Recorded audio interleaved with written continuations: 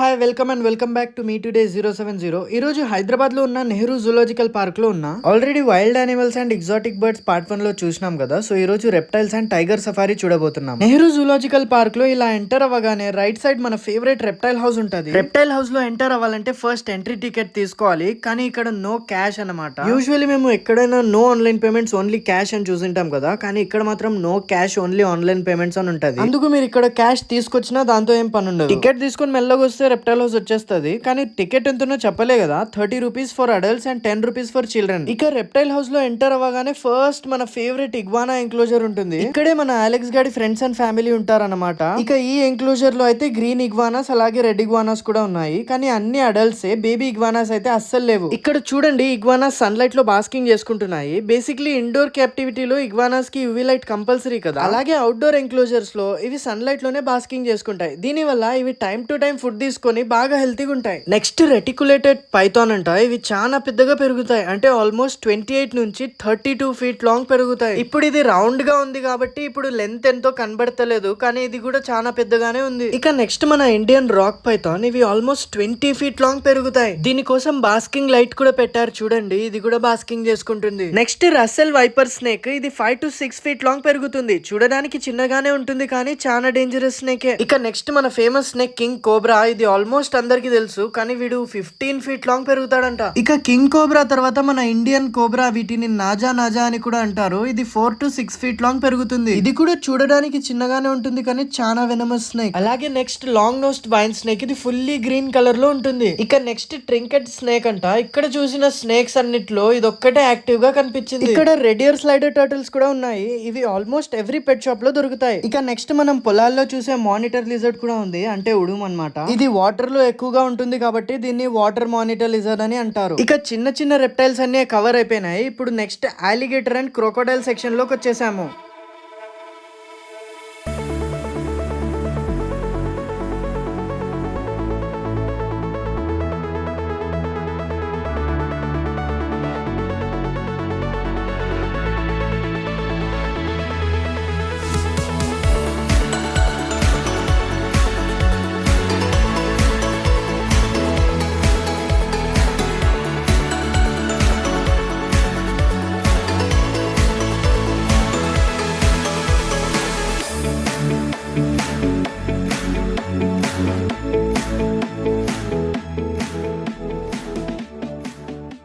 Already last వీడియోలోని చెప్పినా కదా, ఈ రోజు మెయింటెనెన్స్ డే ఉందో లేదా ఇలానే డైలీ మెయింటైన్ చేస్తారో తెలియదని. ఇక్కడ చూడండి, అవి క్రోకోడైల్స్ అని కూడా చూడకుండా ఇక్కడ వర్క్ చేసే వాళ్ళు క్లీనింగ్ చేసే ముందు ఎలా కొట్టి తరుముతున్నారో. నాకు తెలిసినంత మాత్రాన ఇవి వీళ్ళకు అలవాటైపోయింటాయి కాబట్టి ఏమనుకుంటా వాటర్ లోకి వెళ్ళిపోతున్నాయి. ఇక్కడ ఇన్ని క్రోకోడైల్స్ ఉన్నా కూడా అస్సలు భయపడకుండా వర్క్ చేస్తున్నారు కదా. వీళ్ళకున్న ధైర్యానికి సెల్యూట్ కొట్టొచ్చు. ఇక reptile and crocodile section complete అయ్యాక కొన్ని వైల్డ్ యానిమల్స్ చూసిన తర్వాత ఇక్కడ సఫారీ రైడ్ 100 మీటర్స్ ఓన్లీ అని ఒక బోర్డు. సరే, టైగర్ సఫారీకి వెళ్దామని చెప్పి కొంచెం ముందుకు వస్తే దారిలో ఎలిఫెంట్స్ కనిపించాయి. ఇక్కడ ఫస్ట్ లో కనిపిస్తున్న ఎలిఫెంట్ రీసెంట్ గా ఒక క్లీనర్ ని తొక్కి చంపేసిందంట. ఇక సఫారీ రైడ్ కి వెళ్దామని చెప్పి ఇక్కడ టికెట్ తీసుకుందామని వస్తే 15 to 20 మెంబర్స్ వచ్చే వరకు బస్సు కదలదన్నారు. ఇక ఎలాగో వెయిట్ చేయాల్సిందే కదా అని చెప్పి ఇక్కడ ఎలిఫెంట్స్ దగ్గర వచ్చి కూర్చొని వెయిట్ చేస్తున్నా. నేను వచ్చిన తర్వాత వేరే వాళ్ళు వచ్చినా కూడా అక్కడే వెయిట్ చేయని చెప్పి పంపించేస్తున్నారు. ఇక ఇలానే వెయిట్ చేస్తుంటే టైం అయిపోతాదని చెప్పి మా తమ్ముడు సెక్యూరిటీ పర్సన్ తో కూడా మాట్లాడేకి ట్రై చేస్తున్నాడు, కానీ అది వర్కౌట్ అవ్వలేదు. ఆల్మోస్ట్ 45 మినిట్స్ తర్వాత టికెట్స్ తీసుకొని సఫారీ రైడ్ కోసం బస్ ఎక్కినాం. ఇక బస్ ఎక్కిన తర్వాత ఆ ఎక్సైట్మెంట్ వేరే లెవెల్లో ఉంది.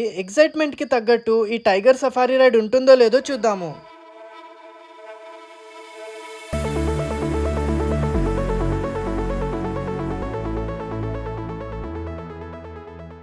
ఈ సఫారీ రైడ్ లో లోపలికి వెళ్ళాక టైగర్స్, లయన్స్ కనబడతాయో కనబడవో అని చెప్పి ముందే కేజ్ లో ఉన్న లయన్స్ అండ్ టైగర్స్ ని చూపిస్తారు.